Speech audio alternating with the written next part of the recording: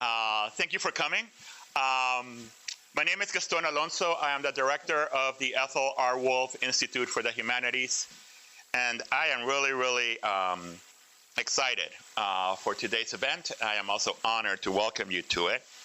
This is a celebration of my colleague Jeanne Theoharis' latest book, King of the North, Martin Luther King, and Martin Luther King's life of struggle outside of the North.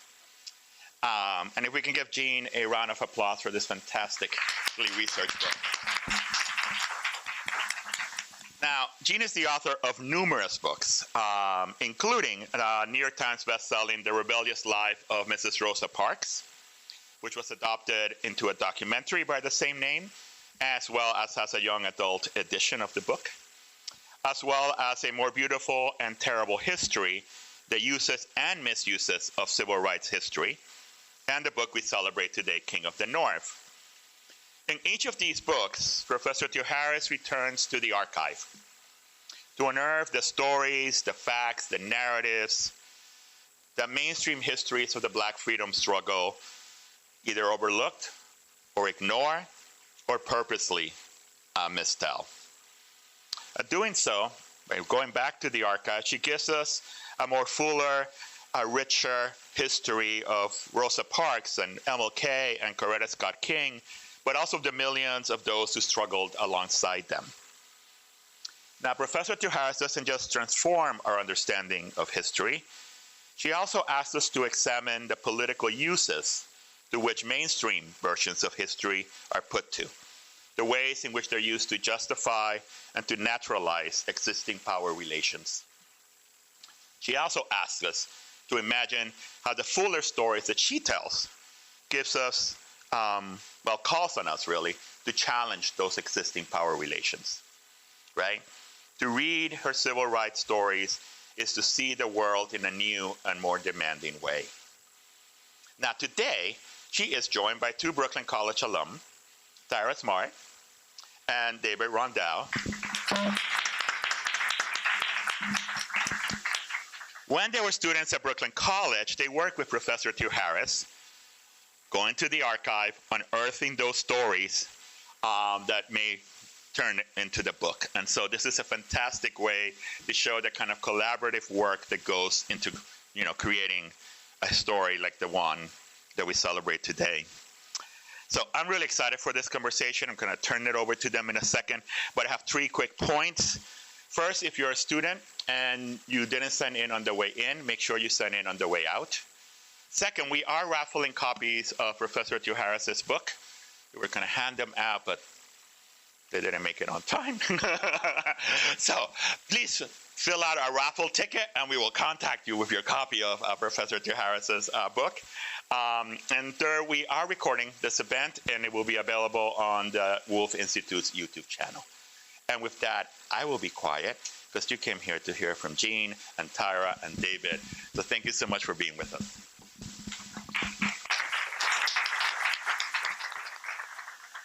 Good afternoon. How fun is this? I am so excited. I have done a lot of research with students, but there has been no project I've ever done that has been as fun as this one. In part because, and we're going to be talking about this a lot today, part of going back into the archive on King was about going back and looking at the stories that were told about Martin Luther King, particularly in the media, and the stories that were told about Coretta Scott King, particularly in the media at the time. I think a lot of us today often talk about the ways that the King holiday is sanitized, is whitewashed, is distorted. But one of the interesting things about this project, and we're going to be talking about this more today, is the ways that Dr. King was sanitized, whitewashed, and distorted, as was Coretta Scott King, during that very time as well. So I thought I would start by telling you a little bit about the journey to the book, and then we would sort of have a conversation, the three of us. So I began this book not at all thinking I was beginning this book about 15 years ago when I got a fellowship to go live in LA for a year, Rockefeller Fellowship. And part of what I was doing that year in LA was studying the civil rights movement in LA in the decade before the Watts Uprising. And looking at the struggles around school segregation, housing inequality, and police brutality that grew in LA in the 1960s, years before the uprising. And I was looking at two black newspapers, the LA Sentinel and the California Eagle, and I kept finding Dr. King. And I just kept being surprised. Because if you've read about Dr. King, and there is a mountain of books on Dr. King, the basic story that is told over and over is a story that begins in Montgomery, right? That is a decade of kind of struggle and sacrifice that culminates both in the passage of the 1964 Civil Rights Act in the summer of 1964, and then the passage of the Voting Rights Act and the signing of the Voting Rights Act in the summer of 1965, and then a week after that signing, Watts erupts. And according to the story that is, again, told and retold, Dr. King discovers that the problems of the North had not been dealt with, and he turns north. And so 15 years ago, there I am in the archives, and that story is not true, because here he is in 1962 in LA talking about police brutality in LA, because as you may know, in 1962, the unarmed secretary of the Nation of Islam, Ron Stokes, is murdered, and a number of members of the Nation of Islam brutally attacked by the police. And there is a movement that grows in LA, both trying to document and highlight this pattern of police brutality and the need to replace Chief Parker. And King is there in LA calling for no compromise, that's his words, around police brutality and the need to develop political power to be able to oust Chief Parker, and this is 1962. And then here he is in 1963 talking about LA's pervasive and systematic school segregation, and marching in the summer of 1963, LA black parents and civil rights leaders are holding weekly marches around LA's segregated schools, and King joins them.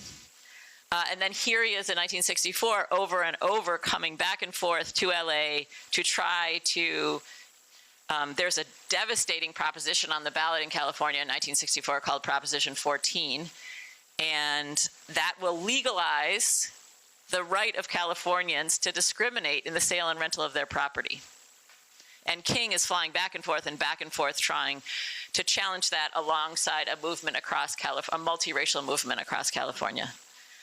And that proposition will pass in November of 1964. So California will send Lyndon Johnson back to the White House, but then affirm their right to discriminate, which in some ways is the paradox of the book that I think we have missed, which is that many Northerners, many Northern liberals who might have embraced Dr. King, as he puts it, as long as I was far away from them in the South, at the same moment when he's talking about school segregation or housing segregation or police brutality in the North, they're like, you're an outside agitator, you don't know, you're a communist, that's wrong.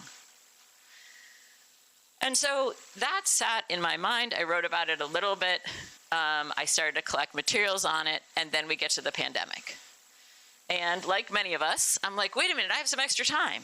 And I was really dismayed by the ways that there's just nothing to teach on Dr. King outside the South. And so that spring, those first months of the pandemic, I decided, I'm going to write an academic article so there's something to teach. And I start to do more research. And I realize that this is not an article. It's a book. And it really, in many ways, changes how we see Dr. King, right? I think we know Dr. King's nonviolence, but we tend to see that as about bus boycotts or lunch counter sit-ins, and we forget that that's about rent strikes, it's about school boycotts, it's about disrupting city life. I think we're used to a kind of black and white Dr. King, a kind of sepia tone Dr. King on a dusty street in the South, and not like on 125th and Harlem, right? Where he's talking about police brutality in 1958. I think we're used to seeing Northern liberals as the good guys who push for change in the South, Northern journalists as the good guys who push for change in the South, and not also part of the group of people who are preventing change outside of the South.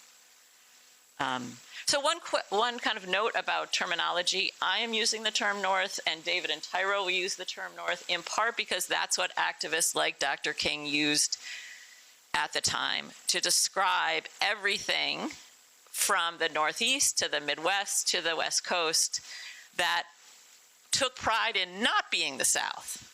We're not the South. We're open. We're free. We're the promised land. We're not the South.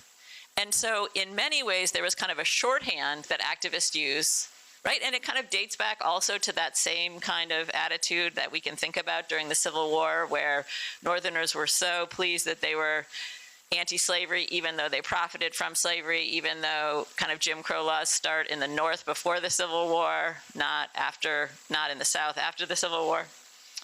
So again, we're going to be using the term North, but that includes everything from like Boston and New York to Detroit and Chicago to like LA and San Francisco and Seattle and everything in between. So I thought we would start first by, I just talked a tiny bit about how I got to the project and what it changed for me, and then I'd ask David and Tyra to kind of start by like giving us a couple things that it changed for them. And so maybe David, you could start. Hello, everybody.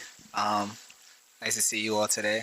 Yeah, so just in terms of the things that it changed for me, I mean, it really changed everything. In terms of everything I was taught about Dr. King, everything I perceived about Dr. King, I just felt was wrong after doing this research. I mean, and my vision of a peaceful king, as Professor Theoharis alluded to, was a Dr. King marching on a dusty street in the South, going against a bunch of racist people, screaming at him.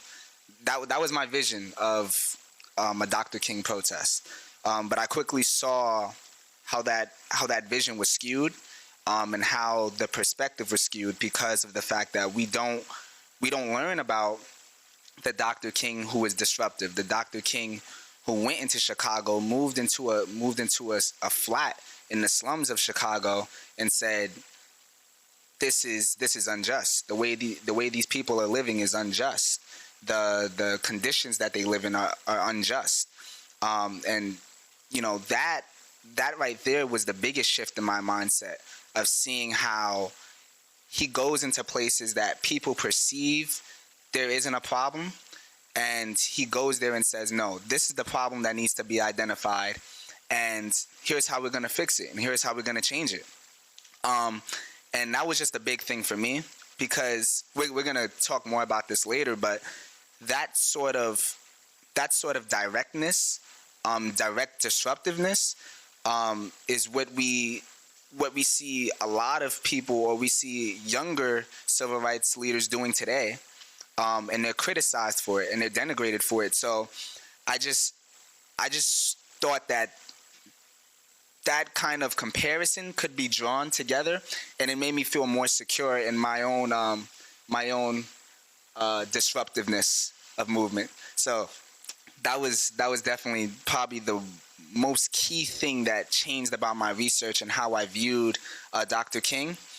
And then obviously just recognizing the faults or the lack of representation in other parts of the country as well. We'll talk about this later as well, but just in terms of how he worked with different groups of people that you wouldn't assume he would work with, or different groups of people that you would assume, no, that's a separate issue. This is a separate issue.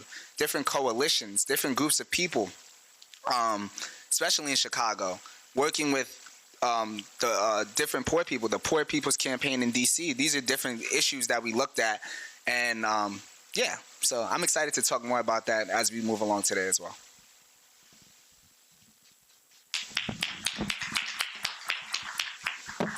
Bear with me, I have a lot to say. So during my time at Brooklyn College, I've had the honor of learning from and working alongside Professor Theoharis on a number of projects. But while working on King of the North, I was deeply moved and inspired by the resilience of both Coretta and Martin Luther King. In a time where protesting and coming together as a collective has been deemed an inappropriate way for us to voice our frustrations with the government, we have been gifted with a new framing of King in this book, one that reveals his relentless pursuit of justice and equality.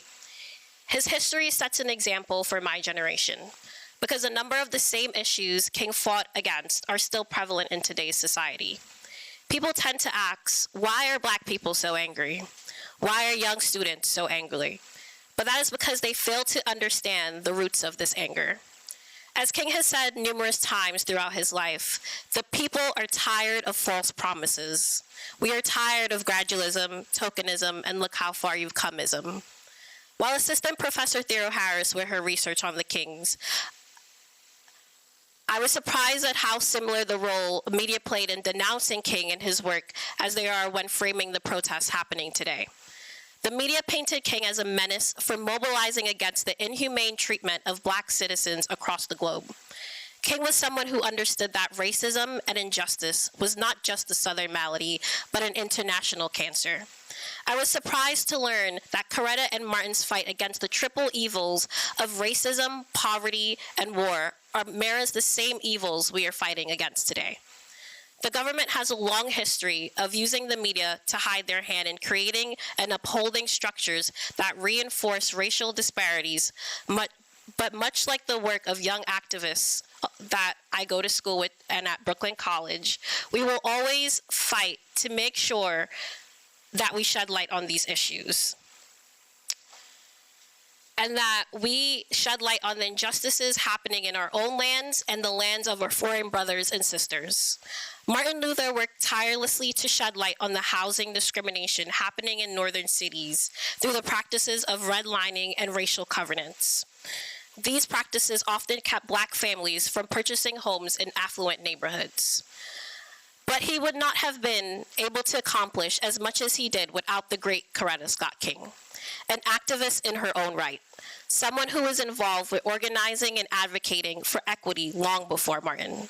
Many of us, myself included, has fallen victim to the media's portrayal of her as a supportive wife, the woman behind the great man. Historically, we have seen Coretta Scott through a male gaze that minimizes her critical role in the civil rights movement. While she is often framed in the context of her husband's work, Coretta Scott King was a visionary and a pioneer in her own right. Her vision for social justice was much broader than Martin's, as she often spoke of the need for global justice and peace. In this book, Professor Theoharis makes it a point to highlight the events and organizing she did locally and globally to shed light on these issues. She was not just the wife of Martin Luther King, but to quote Professor Theoharis, she was a formidable intellectual equal, a political partner. My research has shown that she is her own political entity. She was someone who stared in the face of injustice and refused to yield or to be silenced. Politicians and the media has a way of targeting students and the younger generation by telling us we are taking it too far, and we need to be patient while injustice happens around us. As Professor Theoharis pointed out, we are often told to be more like Martin Luther King, and women are told to be more like Coretta Scott King. But to be like the Kings means protesting and coming together as a collective to fight against the unequal distribution of resources and wealth plaguing our communities. It means using our First Amendment right to voice our grievances that are hidden in plain sight, to voice our opinions and shed light on wars that affect humanity as a whole. So when you ask us to be more like the Kings, be careful what you wish for.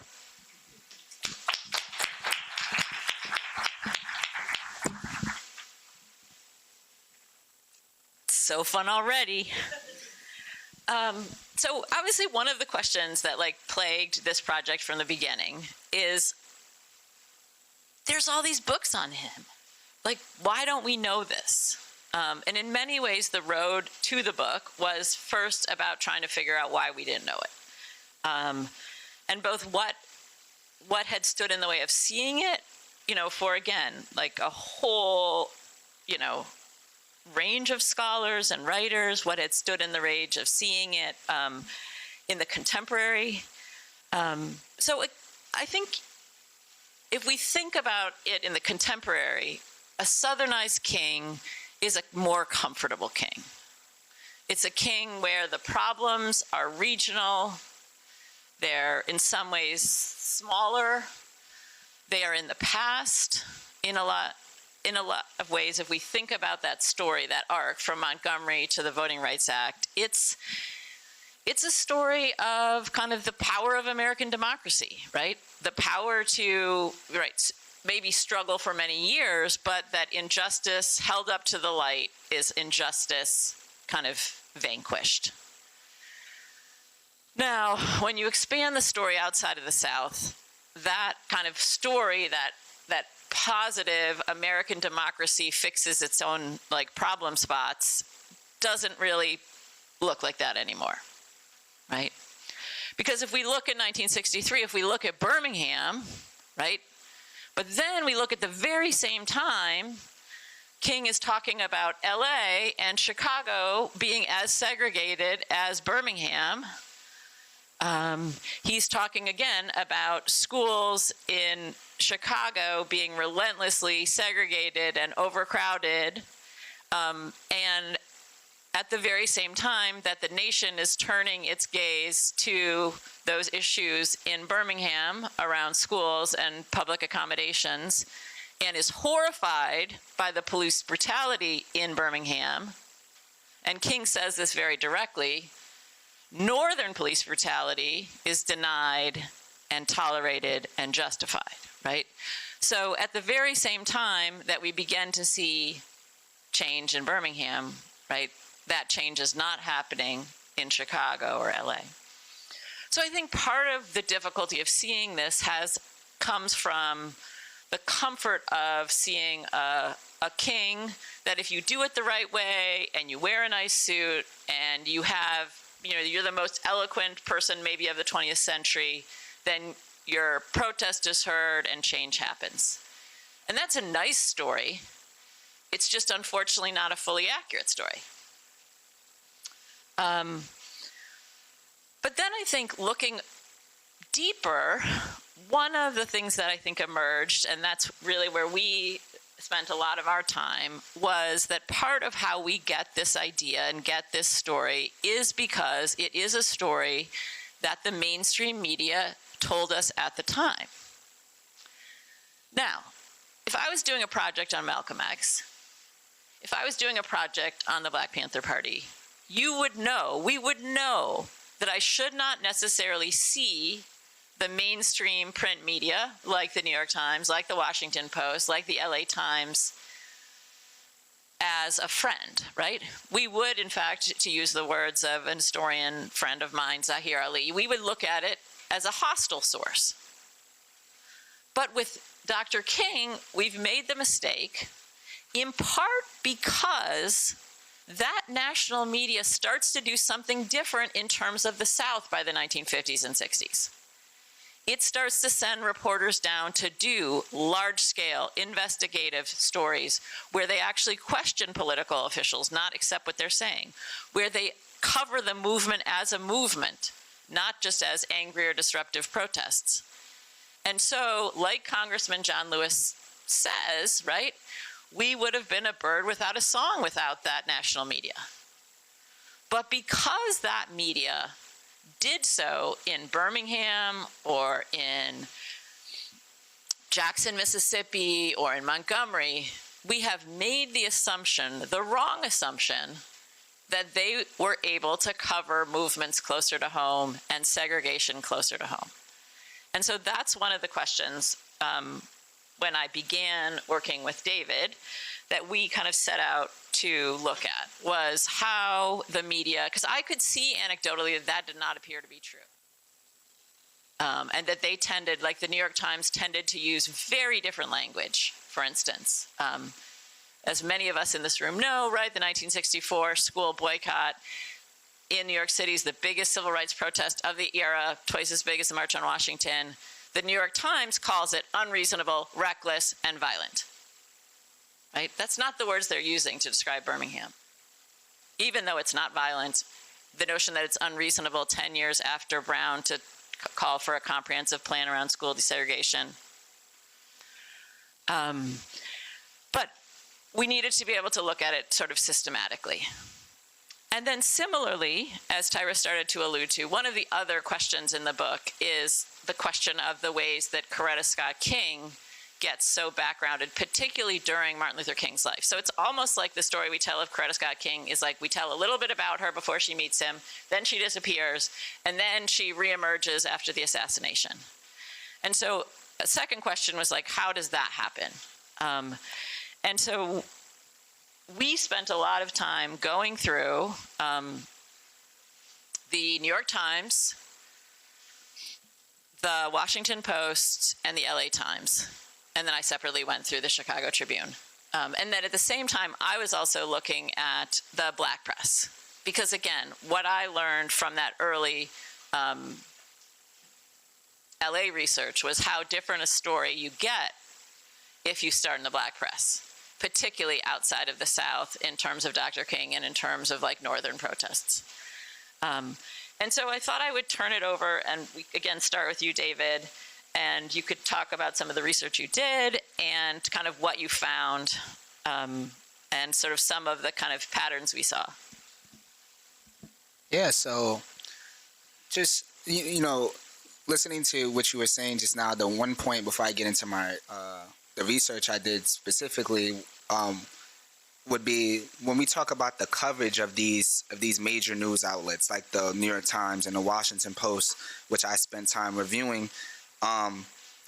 It's assumed that since, like Professor Theoharis was saying, that since they were covering, you know, the South in depth in terms of the movements that were going on, that these places in the North would be covered as well. But because there's such a lack of coverage in the things that's going on there, it leads us to believe, and the narrative that's created is that there are no problems. And so since this narrative that there are no problems is created, it makes it seem all the more unreasonable when King and the civil rights movement comes to the North that why are you even here? What are you doing here? Like, what's your purpose in being in Chicago? What's your purpose in being in New York? And it makes it seem very unreasonable. And that's part of the demonization and the media tricks and the media narratives that are played on as a result of King coming to the North. And I thought that was something very important to highlight first and foremost. But yeah, in terms of mainstream media coverage that we see with Dr. King,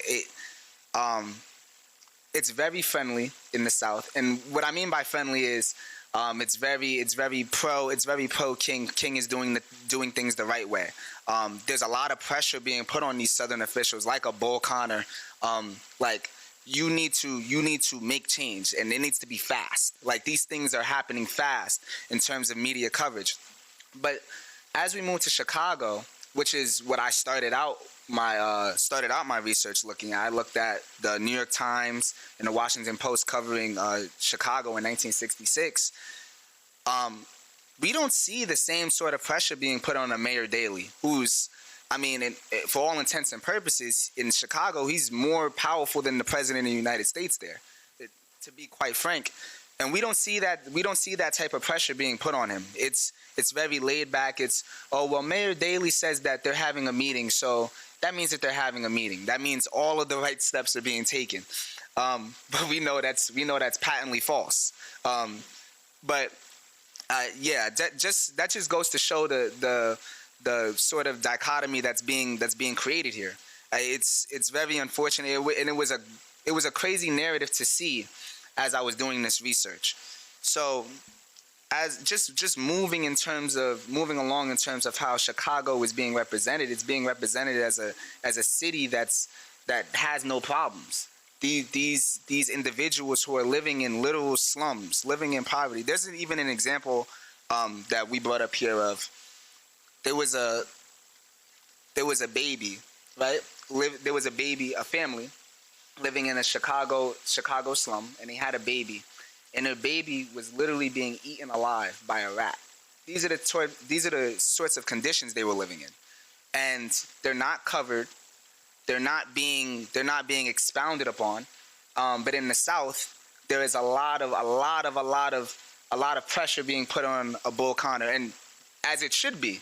But that same sort of pressure should be being put on the Northern officials for obvious reasons. So that was the kind of narratives we were looking at, and just the sort of ways that we were just trying to pinpoint what is the differences in coverage and how mainstream media skews these topics to make it a regional issue, as Professor Theoharis had alluded to earlier.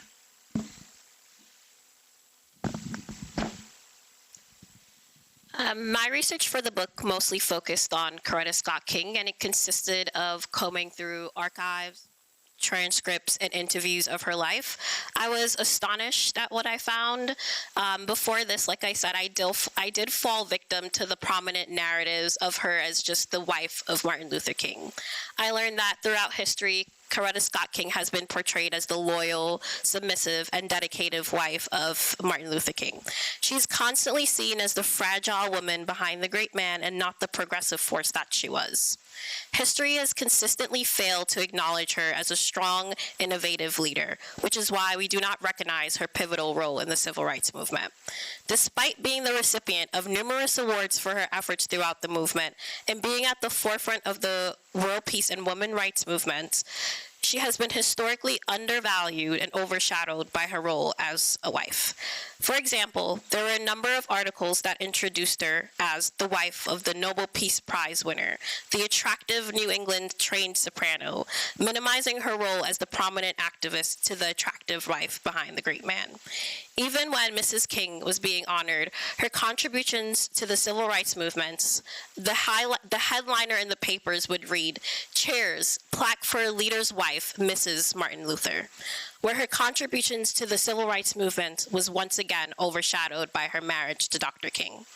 To truly understand her legacy, I examined her early life and the political activism before her marriage. Her experience with racism as a child and her determination to succeed academically laid the groundwork for her future activism. She is known for presenting herself in a regal way, but many do not know of her tough childhood. In interviews, she describes herself as a tomboy, always fighting. She would wrestle as a kid and got into trouble for cutting the neighbor with an axe because he was teasing her. It may even be surprising to know that she had trouble controlling her anger in her adolescence.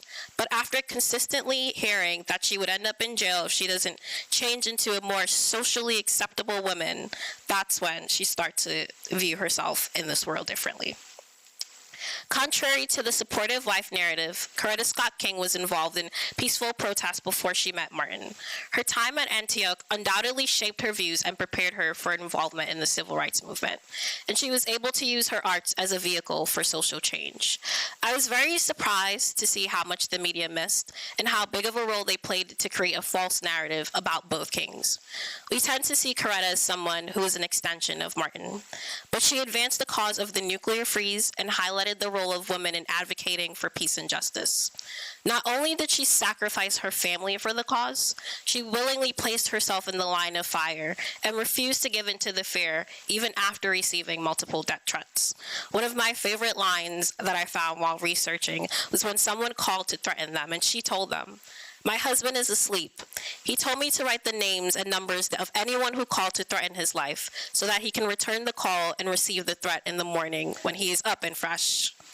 Her resilience is truly admirable. Thank you.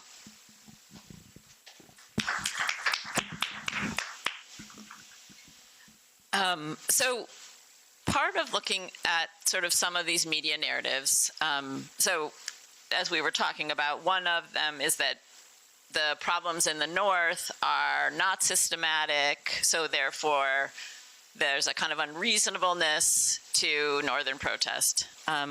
Another media narrative was how much Black people in the North didn't like Dr. King, right? They didn't get along with him.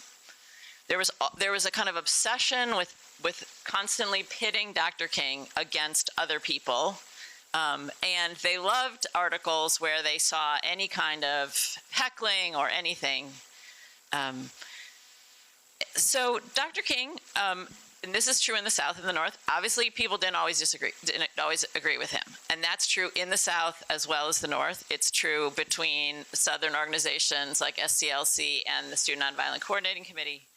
But one of the things that we found, and that was maybe one of my favorite discoveries, because we're going to talk about some of our favorite discoveries, was the ways that that largely was not true. That when you begin to look more substantively, so one of my favorite sections of the book, one of the things that the Kings do, so as David was saying, in 1966, they doubled down. So King has been supporting this movement in Chicago. SCLC makes the decision to join with that movement in 1965 to help expand that movement. That happens before Watts. Then there's a devastating thing that happens in the fall of 1965, which is, as most of you may know, one of the things that the Civil Rights Act does is that it ties federal funding to school desegregation. So 10 years after Brown, they're going to start to pull federal funding from schools that are still segregating, right? This is a bigger stick now, right? So guess what? Chicago parents, Black civil rights leaders say, hey, that's got to apply to us too. And there's again, a very robust movement in Chicago. And so they file a complaint with what is then called Health, Education, and Welfare. It would be the Department of Education today, but it's called HUE at the time. Documenting how overcrowded, under-resourced, in many cases, like unsafe schools educating Black students were in Chicago. And the HUE starts to investigate, and they ask Chicago to turn over some information, and the Chicago Board of Ed refuses. They're like, we don't have to do that. And so on October 1st, 1965, HUE holds $32 million slated for Chicago public schools, finding them in probable noncompliance of the Civil Rights Act. White Chicago goes insane. They go crazy. The congressmen who had voted for the Civil Rights Act are furious. This was not supposed to apply to them. White people in Chicago go crazy. The Chicago Tribune goes crazy. And Mayor Daley gets on a plane and tracks President Johnson down in New York and is so angry that Johnson is late for his meeting with the Pope.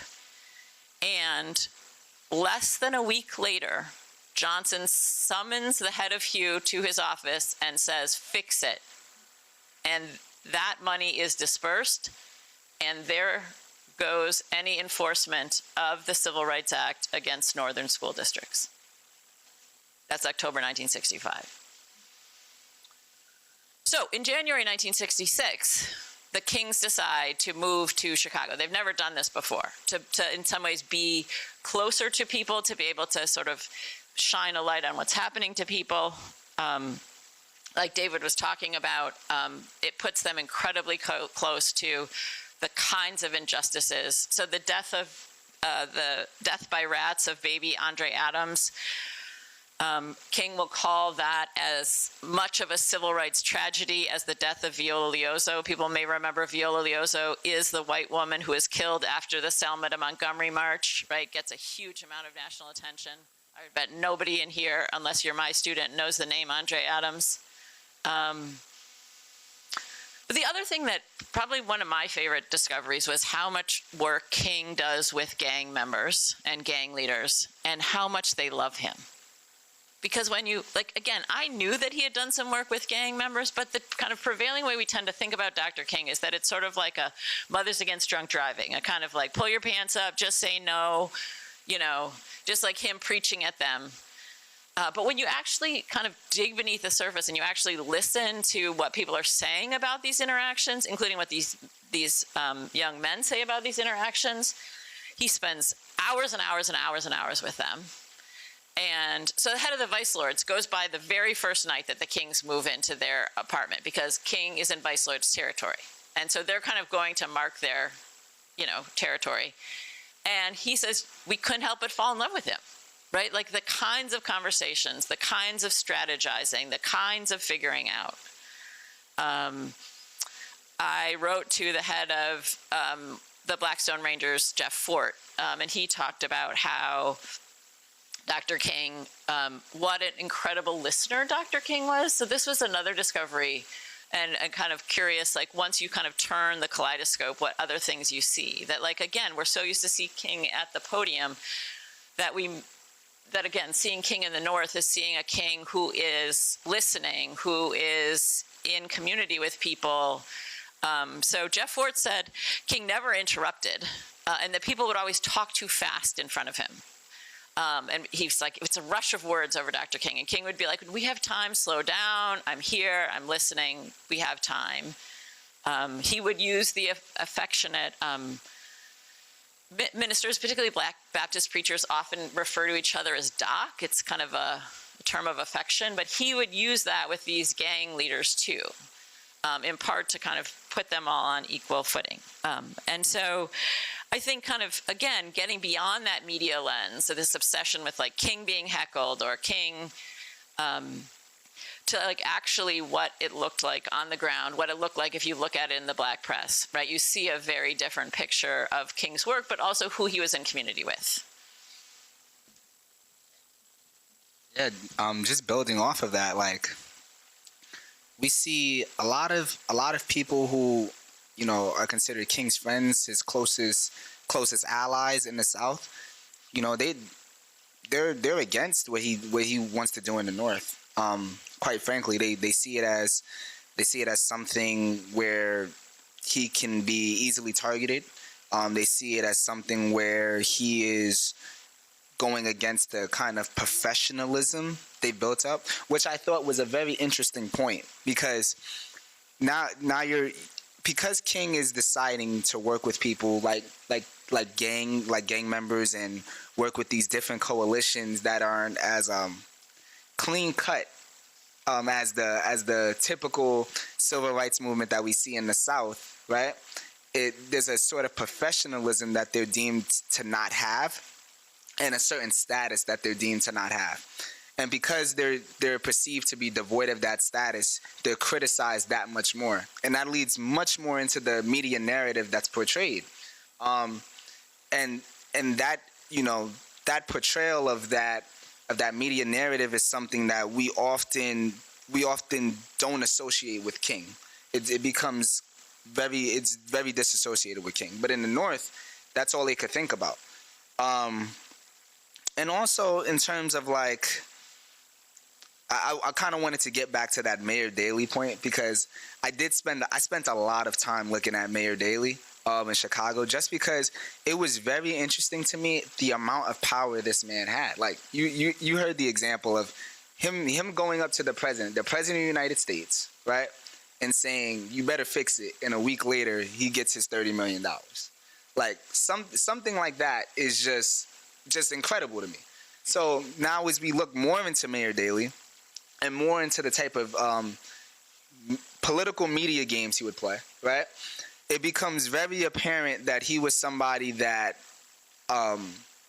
was devoid of tact, I would say is the best way to put it. Like he essentially did what he wanted to in Chicago, and there was nothing anybody could tell him. King often had meetings with him. He often met with him, but they were often met with the same answers and resistance. So I spent time looking at Daley, spent time looking at LBJ, President Johnson, but the main issue that I saw here was that, for my own personal opinion as it pertains to this research, is that there is no sort of there's no real pressure put on these individuals, right? And pressure a lot of times comes from media coverage, comes from eyeballs being on the topic. And when there are no eyeballs put on the topic, or no eyeballs put on these people who make these important and incredibly important decisions, it creates comfortability. So yeah, I thought Mayor Daley was incredibly comfortable doing the wrong thing. Yeah. For me, I think it was very surprising to also learn about King's work with the gangs, the vice lords, and how much organizing they did. They saw themselves as the protectors of the community because, I mean, they had to protect other young Puerto Rican and Black youths from police brutality, and they took matters into their own hands. And like Professor Theoharis said, King had a way of listening to them and not making them feel outrageous. And even when they disagreed on things, King still listened and then challenged them in a way that they've never had before.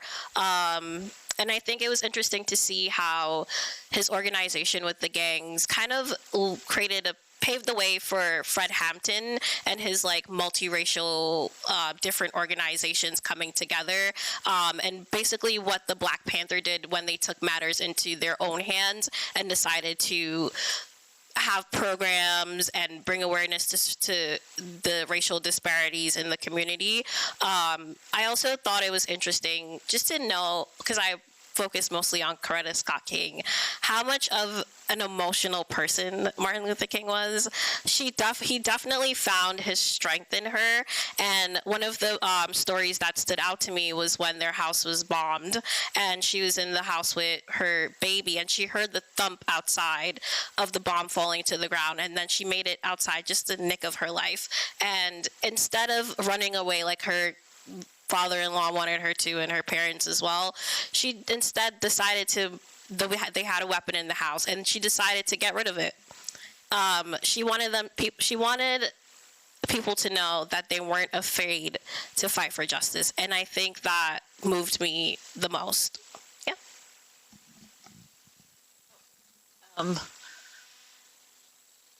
So I thought we would end with like one larger stakes, and then we'd open it up for questions. So start thinking about your questions. But I think just kind of going back to a couple of things that both Dave and Tyra started with, that part of one of the driving reasons to do this book is the ways that King is misused and weaponized against contemporary activists. And this notion like King would never take a freeway, you're not doing it the right way, he didn't make people uncomfortable, he didn't inconvenience people, like just all matter of wrong things. But used then to say, look, these protests today, they're not right. If we had good protests and we would know that there was real injustice, then we would fix it. And so I think there's two lessons that we get from like, or maybe, I mean, there's a lot. But the first is that King, as all three of us have been talking about, believed in nonviolent direct action, and that means disruption, and that means disrupting the comfortableness, right? That injustice is comfortable. And one of my favorite quotes from Dr. King comes, Brooklyn Corps, which was a Brooklyn civil rights group, is in 1964, they've been protesting for years around housing and schools and job discrimination, and now we get the opening of the World's Fair. And so they decide they're going to stall cars on the opening day to the World's Fair to kind of highlight the level of inequality in the city, including that the subway doesn't even go out to Flushing Meadows. And you can imagine how crazy New York City goes about this idea, right? Robert Moses, the mayor, everybody's insane. And they call on Dr. King to come out against Brooklyn Corps, and he refuses. And he says something and I'm mostly quoting him, although I might get a couple words wrong. He says, "We do not need allies more devoted to order than to justice. I've heard a lot of talk about our direct action alienating our friends. If our direct action alienates our friends, they never were really our friends." And so I think on this kind of idea that, you know, we would be marching with Dr. King, but somehow we don't have to be out today, or the ways that people are out today are improper, right? I think is given a lie by looking at Dr. King outside the South. And I think when we see that, both how hard it is, right? I think there's a way that we want change in this country to be uncostly, right? And we want to we want to be there's been a way that like people who didn't support, right, the March on Washington, most Americans didn't support the March on Washington at the time, but now you look back in every textbook, you would think that the March on Washington is the most American thing that's ever happened. And so I think there's a kind of way that we'd like to airbrush ourselves back into those pictures, that we were on the right side. And I think being a kind of more sober account of that requires sort of seeing how hard it is to do so. And I think the other gift that the Kings give us, both of them, is that I think one of the things both of them are able to do is, like, in the face of pressure, they both, as Tyra was saying, they both have an ability to stand fast and then to double down. And that you just try something bigger, right? The notion that, like, when you're faced with, so when you're faced with this resistance, right, in Chicago, this movement isn't getting, what it should, then they move there, right? When that doesn't work, then they take it national with the Poor People's Campaign, right? Like this kind of double down and double down. And so I think that's the other lesson it leaves us with. And then maybe one lesson each, and then we'll open it up for questions, so then you can start thinking about that. So this research has, and the stakes of this research to me were, there were so many incredible lessons that were learned through this research. I think the one that's probably the biggest is how media narratives just are essentially, they can brainwash people to having a completely skewed view of how people actually are, and the things that they go through. When we look at Dr. King, this is becoming more popular knowledge. But his whole time doing the work he was doing, he was constantly surveyed, constantly under pressure from the CIA, from the FBI, constantly under various attacks, and in spite of these things, right, he still has the courage to continually persevere. And then we see in places like in the North, like New York and Chicago, that perseverance that he shows isn't celebrated, right? But it's attacked. And that's a narrative that goes deeper beyond just North versus South, just peaceful protests versus violent protest. It goes more deeply into a theme of control, and how you can control a group of people based on what they see, and how if you can control what people see, you can control a complete narrative. So in terms of Dr. King and the scope of this research, there are so many things that he has done, which is why I was so happy and just so genuinely appreciative of Professor Theoharis for allowing me to do this, because we see how much he's done that's not covered. The litany of books that have been written about Dr. King, and there's basically zero on what he's done in the North, and how important that is. So to me, I think that was probably the most important takeaway, and the stakes were very high, because we can lose a whole portion of history that we didn't even know exists. So yeah. For me, I thought it was baffling at how successful the mainstream media could be at burying the number of protests and events in cities like Chicago, New York, Los Angeles, where Martin Luther King spoke about the egregious crimes on Black citizens. And instead of covering the problems in Chicago slums that Martin described as concentration camps, the media portrayed the landlords as the victims, when there was clearly a number of health and safety violations, and instead they pushed the narrative that Black tenants were unreasonable in their demands for equal living accommodations as their white counterparts. They said that Black people were lawless and brought about the conditions they were living in. Instead of addressing the clear divide between Black and white housing, schools, and facilities that led up to this community outrage, the media used the culture of poverty argument to create an outrageous polls that asked citizens if they thought the civil rights movement was taking it too far. Martin took every chance he got to say that racism in the North was intensifying and there was a visible change in the South. But this is not the narrative that the media told. Martin and Coretta's transformative days were spent in the North, and they both had a number of canon events that pushed them to see the unjust laws and policies that prolonged segregation of housing, schools, policing, and municipal facilities in northern neighborhoods. Their time in Boston, Chicago, Los Angeles, and the injustices that they were privy to revealed that northern liberals only liked the idea of desegregation until it came to looking at their own cities. The media framed the Black struggle and civil rights movements as if Black people were violent and ungrateful. They criticized King for his relentless criticism of Northern racism. If the media wasn't ruled by its racist biases, history could have taken a different turn. Society could have come to see their guilt and make the right steps to atone for their role in the oppression of Black citizens. Like Martin pointed out, systemic change was indeed possible. And we know this much because we see the different support that the government gave to white immigrants. And we see who were able to move up into the white middle class with grants, housing, access to higher education when they came to America. And I think that stood out to me, and it should also stand out to all of us. Thank you.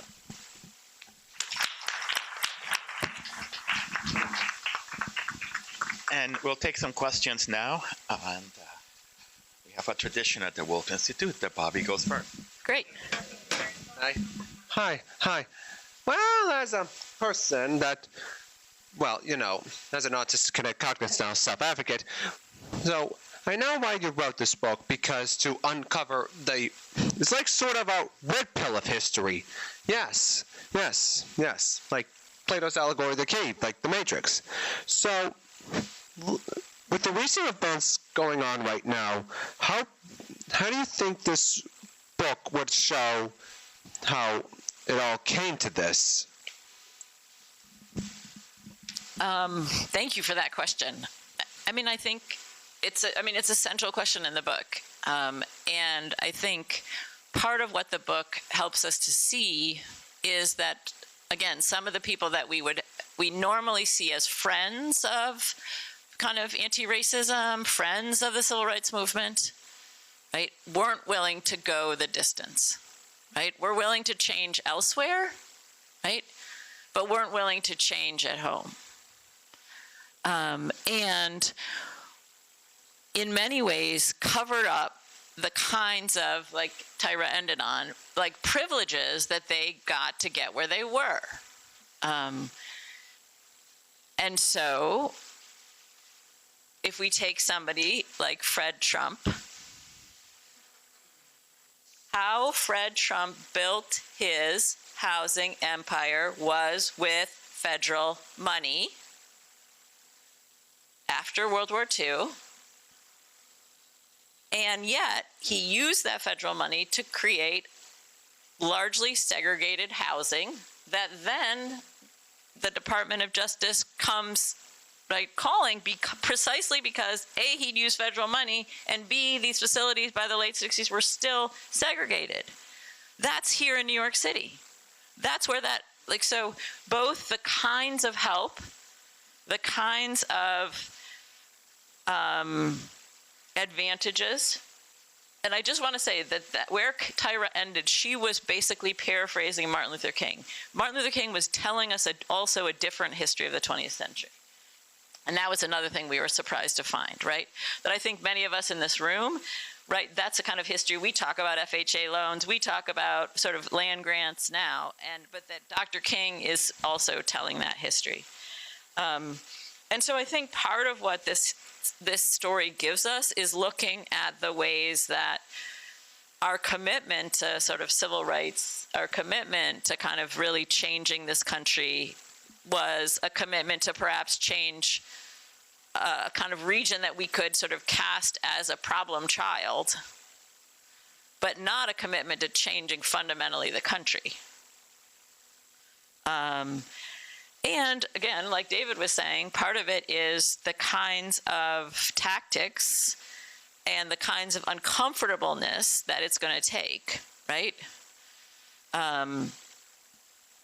right? That it's not just like about sending letters or asking nicely, and that people aren't going to appreciate it at the time, right? I mean, I just sort of, one of David's points, right? The king's persistence was demonized. So I think that's another lesson for us, right? Because I think there is a way that sometimes the narrative we get of the civil rights movement is that you struggle, but then you're kind of recognized and you win. And I think that sometimes happens, but I think the other lesson of the civil rights movement is like people struggle for years and decades, often in the wilderness, and sometimes you get to see the win and sometimes you don't get to see the win. I mean, one of the saddest quotes for me in the book is from Coretta's sister, Edith. And so, as people may know, Dr. King suffered from kind of depression and insomnia and had to be hospitalized for exhaustion at least 4 times that we know of. And the summer of '67 was very hard for him. And he was really, and she writes about just like how he just was like, he felt he'd preached his heart dry, that he had just tried and tried. And so one of the things that's really sad to me is to think about that Dr. King probably, when he's assassinated, doesn't think that he's amounted to that much. And so I think it's like I mean, that's a very sad lesson, but just that like the things that we do aren't necessarily going to be recognized in our moment, I think is the kind of more of the lesson. I don't know. You have something to say to that? I mean, yeah, just, just going back to the question and like how this book, this book leads into, today, and how things are, today there's a lot going on today. But this book, I think this really teaches us to be bold in your persistence, as, just be bold in terms of if there's something that, you want to stand for, be bold in it, because a lot of times you may not see the fruits of what you want to see get done. But I just, just looking at Dr. King in the North, there's so many things that he is aiming to achieve, like especially economically, especially when we get to the Poor People's Campaign in DC, that he's aiming to launch. I mean, in a lot of ways, that I have my own speculations on why he was assassinated before that came to fruition. But that was another thing that would have been just so important for just the economic state of Black people and a lot of other groups that are marginalized, and he never got to see that happen either. So yeah, just keeping the faith and staying bold in what you believe,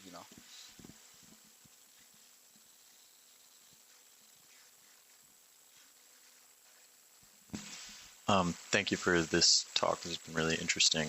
I have been thinking a lot about sort of the idea of nonviolent protest as a kind of a misnomer, in the sense that most of these tactics are predicated on a lot of violence happening to the protesters typically in these situations. They're not nonviolent events. A lot of these sort of demonstrations are, and the idea that at what you said, the sort of be like the kings in your protest today, it shouldn't get spicy at all. It should just be a walk through the park and you say what you say.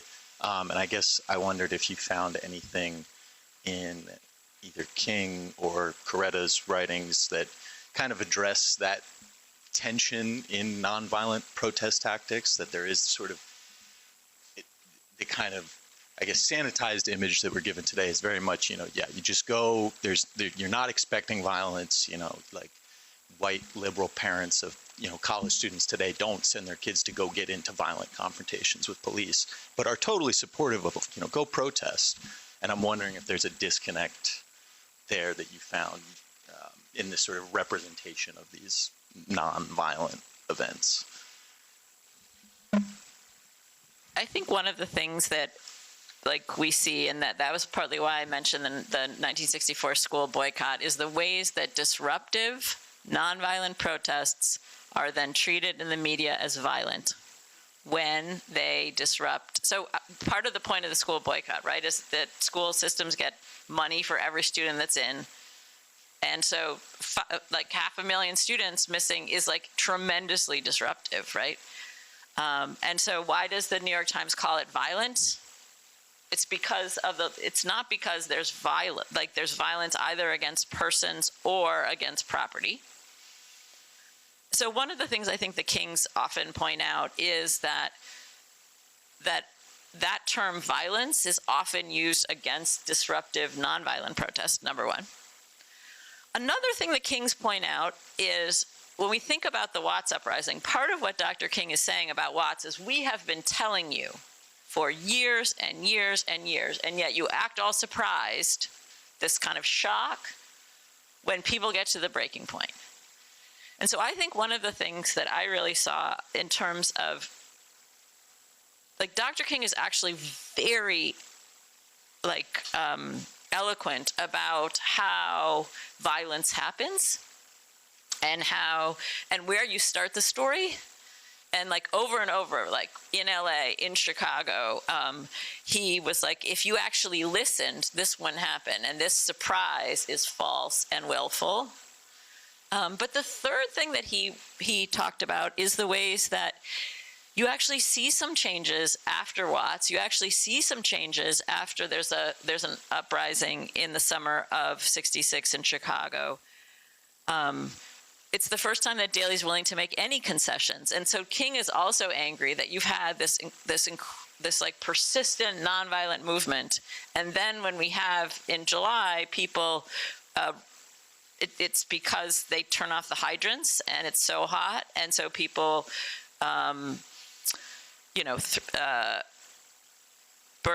burn and hurt some buildings in Chicago. And that's the moment when they began to see some concessions. And so one of the third point that I think King makes over and over is that, in fact, it is power structures, right, that, in fact, ignore persistent calls around injustice and reward in some ways. Like, he was really mad because in many ways, like, they'd been pushing and meeting and pushing and meeting.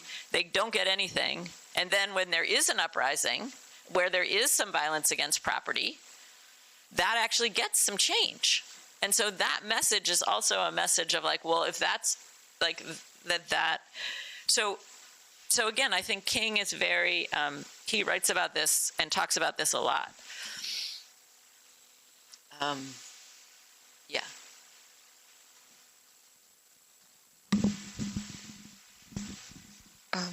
Hi, so I think before you guys were talking about how like there's like a big impact on people based on how like the media portrays it. So I just wanted to ask, during your book, do you guys talk about like Coretta in more of a positive light to like what she did, or do you guys talk about her in like the actual, I don't want to say anything opinionated, but like certain stuff that she might have did wrong during her companionship with Martin Luther King? Oh, yeah, no. I mean, in many ways, the book is about both kings. And so the book begins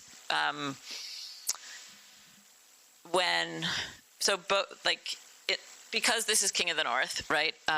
One of the other revelations that I had is like, wow, we tend to think about the kings as Southerners, but both of them go to school outside the South. So the book begins both with Martin going to Crozier and then to BU, but then Coretta going to Antioch, where she becomes a huge political activist, and she actually gets involved with the Progressive Party, which is a third party kind of challenging both the Democrats and the Republicans in 1948, both around issues of segregation and around Cold War militarism. So these are things, she goes to the Progressive Party convention in 1948. She's one of about 150 black people there. She meets and talks with Paul Robeson and Bayard Rustin long before she meets Martin Luther King. So when we're talking about how she's a political activist before him, like that's who she is. But then one of the other interesting parts of that story is then they both go to Boston. She goes to the New England Conservatory of Music because she's wanting to pursue a singing career. And they meet And again, if you knew that they met in Boston, the way it tends to get treated is like, look, they're in open and free Boston and they get married. And there's this great interview that we found with her in 1968 where the interviewer is like, how was it to start your married life in integrated Boston? And she's like, no. This was not integrated. We talked about it. No. And so she definitely, I think, so she is a kind of major character in the book, in part because I think one of the other things that I really realized is the ways that many books on Dr. King, well, all books on Dr. King, all of us talk about all of his advisors, right? His advisor here, his advisor here. And in many ways, his most important advisor was her. And her politics are really kind of helping to guide and in many ways, like, both support, but also guide his politics. And so, like the moment that Tyra told us about, right, in Montgomery, like the Montgomery bus boycott would have been very different if their dads had convinced her that they should get out of there, right? They have a 2-month-old baby. Like the next time the dads are right that the next time they may not get out. But she's like, no, we're not going anywhere, right? So she's very formidable.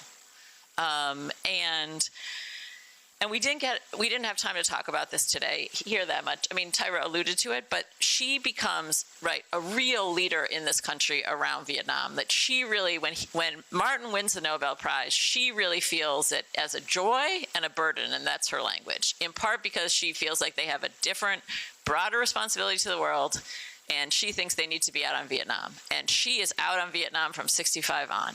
So she's leading the country.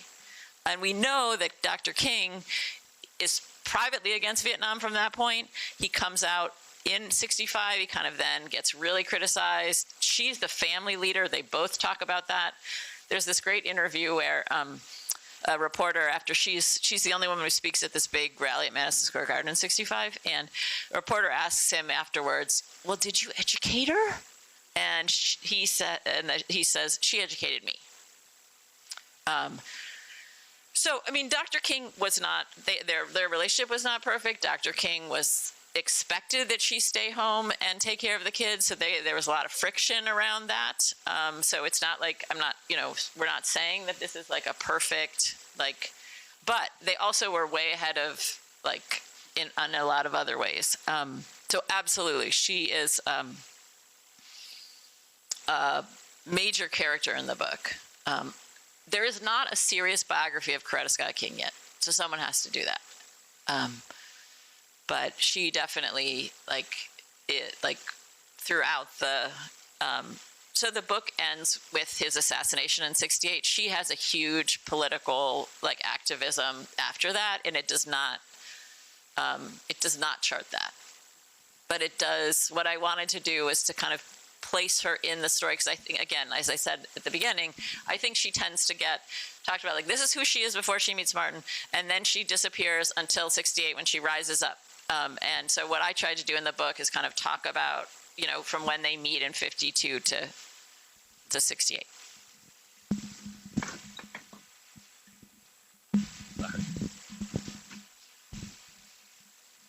Hi.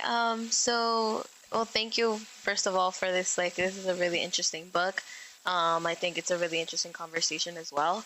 I wanted to ask the students, how did you guys go about almost relearning this and almost reframing everything that you've been learning?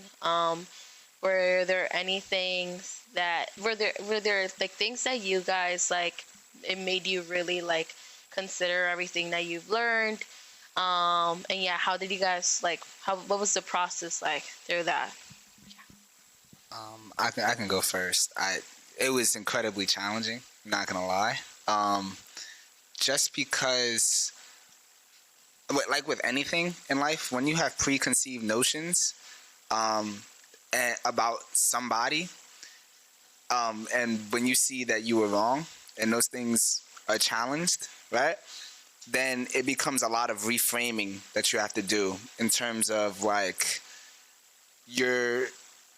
like, okay, so my first semester doing this work with Professor Theoharis, I had to write a paper. It wasn't like the final paper that I ended up writing. That was pretty long for, a research paper, but it was like I had to consciously take away all of like the notions that I had of King previously and just go based off of the King that I'm doing the research on.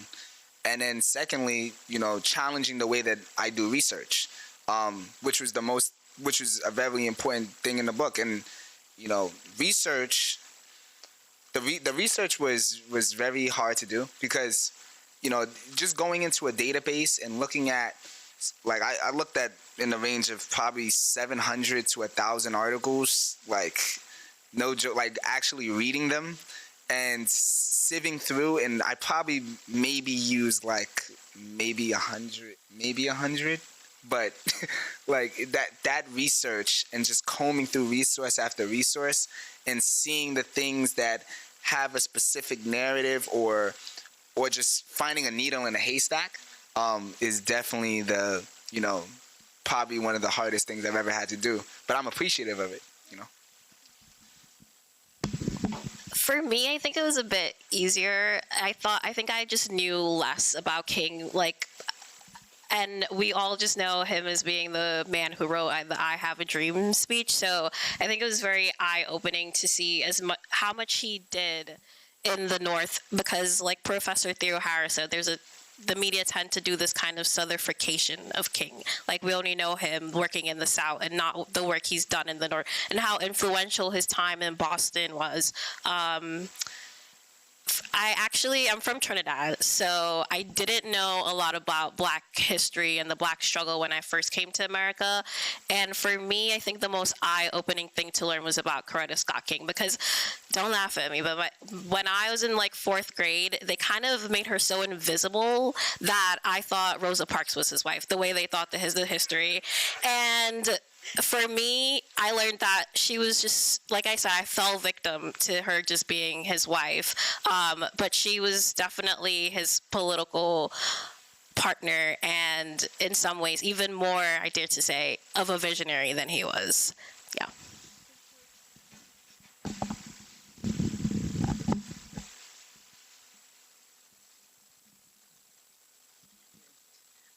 Good afternoon, and thank you for the rich conversation. My question is also for David and Tyra, and I'm going to double down a little bit further on the question that you were just asked, and you sort of alluded to a little bit, Tyra. But did anything in your research, not just specifically about Dr. King, but understanding the construct, the concepts of Black history, did anything make you upset? And upset from the fact that I know you said you came from Trinidad, but being in the U.S., K through 12 education, and not having the depth of understanding about Black history and the impact of the Black contributions to the U.S., and the fact that you thought Rosa Parks was Dr. King's wife, again, it illuminates the lack of information that K through 12 in particular are taught. So it's not that it's not known. The information is known, but it's not educated in the same way as other parts of history. So did anything about what you experienced, researched, again, drawing a little bit out broader than Dr. King, were you upset about the lack of your awareness in the K-12 experience? Oh yeah, I mean, for sure. Reading this book, I started to cry, actually, because I got so emotional, just like learning, and just I felt like I was there alongside them fighting. And I think the problem is, like King said, they tend to tell us that we can pick ourselves up by the bootstrap, but we couldn't. We weren't allowed this, like even the GI Bill, like when white American soldier veterans got aid and grants for housing and to go for schools, Black Americans couldn't. They weren't allowed to go to these schools. They weren't accepted into them. They weren't allowed access. Even if they had the money to go and buy apartments or houses in a bit affluent neighborhoods, they weren't allowed into them because of racial covenants. So there's a lot of structural things that goes into it, but I think I was definitely upset. And I think, like King said, there was a part where this lady said, why don't black people clean up their own neighborhoods? And it's like, that's not our job. That's the job of the sanitation, you know? And we shouldn't, there's policies and laws that keep us at the bottom of this social hierarchy. And even if we had the money, we couldn't buy houses in these neighborhoods or gain access to higher education. So we couldn't pick ourselves up by the bootstrap. And I think that's what outrages me the most. It's like, why, like I said before, why are black people so angry? Why are students so angry? And we're starting the story at the wrong place. Yeah. I just think for me, it wasn't really like anger. It was more so just confusion and surprise at the fact that it really wasn't difficult to find this stuff. Like, it wasn't difficult. I went onto the Brooklyn College Library, went through the archive, and found all of these incredible articles. But what hurt me was the fact that I didn't even know that these existed. And what also hurt was the framing of these articles. And you can clearly see if you use multiple resources, 2 and 3 resources, and you start to put it together, you can see these narratives being created. So it was just confusion in the form of, why couldn't I find this one? And then 2, why are these narratives being created? And then you start to see more information about him, King being followed and detailed by the CIA and the FBI, and then all of these little things, him being deemed a domestic terrorist, all of these different secret writings that have been declassified. And then you just start to see, okay, I think I see what's going on here, right? But yeah, that's just, it wasn't really anger. I was just so confused. Like, why haven't I looked at these New York Times articles before? I've taken a bunch of civil rights courses, none like Professor Theoharis' civil rights course, Black Power movement struggle. But I digress. But I've taken a lot of courses like that. But why is it always I have a dream, I walk a 1,000 miles, and I'll get, if I walk 1,000 miles, I'll get to what I finally want to get to. But what if you don't? What if you don't get there? So that's really what got me. One more question. Well, thank you all for the conversation. And actually, my question actually mirrors what Brenda asked in the question over here. So I guess the one thing that maybe, Jane, you could elaborate a little bit more on is what you said, if the New York Times wrote something about the Panthers or Malcolm X, we would treat it as a hostile source, but not so much with Martin Luther King. But given that the New York Times and many other sources write so much about Martin Luther King, and it has almost the same effect to create something that's not real, right? So I guess the question is for David and Tyra, where so much of the information that we receive from the media skews so far this way, skews so far that way. Either you're a villain or you're more saintly but imaginary. How do you become not cynical and say, I don't believe anything? Right. I got to that point. I'm not gonna lie. Definitely got to a point where I was like, I don't know what to believe what the New York Times writes about King in Chicago or King in Washington, because of the fact that if I do my due diligence and cross-reference these articles and the tone of articles, because here's the trick. They're not going to full out say in the articles, I think I maybe found 1 or 2 articles where there was like, King is wrong, but they're not going to go in the article and say, Dr. King is wrong, or the SCLC is wrong. They're not going to do that. What they're going to do is they're going to have a tone, a specific undertone in the article where it just makes you feel a specific way about what he's doing, and they're going to question it. Like they're going to say, Dr. King occupies landlord residence, right? Occupies, right? That makes it sound like it's a hostile takeover, like he literally took over the whole building. That's what it makes it sound like. But then when you go in, you go to a black press or you go to a different resource and you see, okay, he maybe he didn't occupy this building. They're just going in and making sure that these people actually have heat. You know what I mean? Then that's where the doing the due diligence and actually, I'm not trusting the resources. I'm looking at the tone of voice, and then I'm cross-referencing with other resources to create our own understanding of what the narrative is. I think in today's political climate, it's very hard to trust what the media says. While doing the research, though, I think it was important to hear from like other Black voices and, like David said, other Black news sources.